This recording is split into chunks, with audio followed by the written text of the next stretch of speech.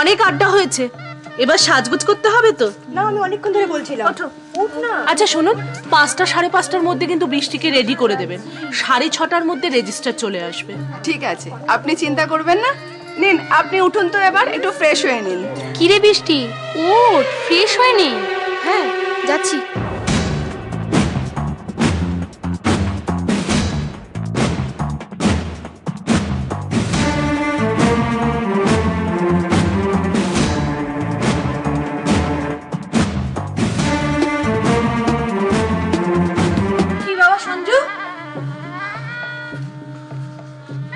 ছোটদা ভাই ঠিক আছে তো? সত্যি বাবা, যা খেল দেখাচ্ছে না, একদম লাজে খেলাচ্ছে পুরো। শোনো, দরকার পড়লে বলো, ওষুধ দেবো, আনিয়ে রেখেছি। কেমন? এই তো এখানে চন্দন পড়াতে হবে তো। হ্যাঁ পড়াও। কই বাবা সায়ন, ওটা দেখি, ওটো।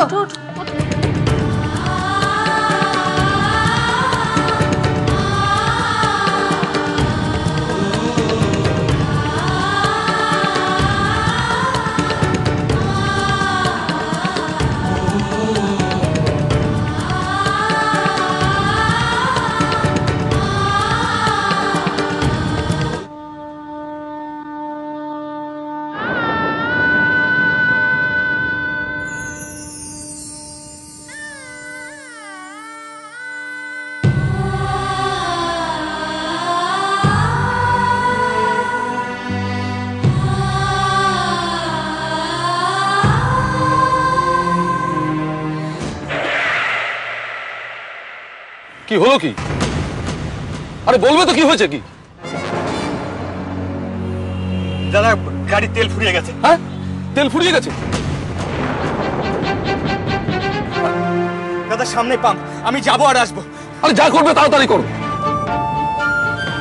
দিদি আমি বুঝতে পারছি তুমি খুব টেনশন করছো।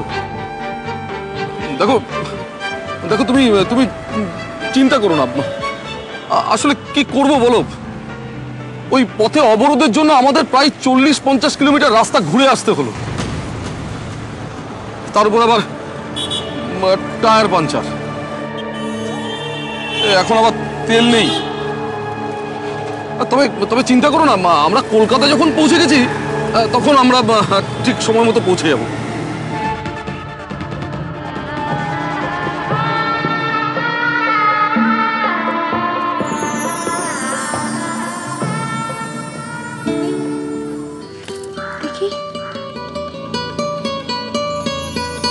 রিমলি,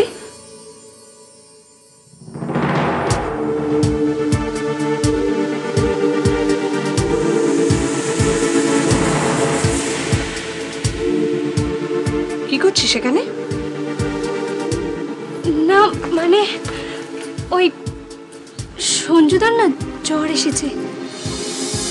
ওমা, তাই নাকি? জ্বর এসেছে?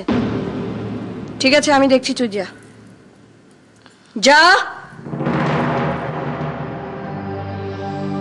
দিদি বলছিলাম কিছু খাবে?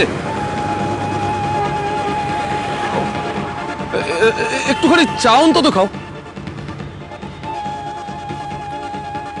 ও এক্ষুনি চলে আসবে, বললো কাছেই নাকি পেট্রোল পাম্প আছে, এখনই চলে আসবে।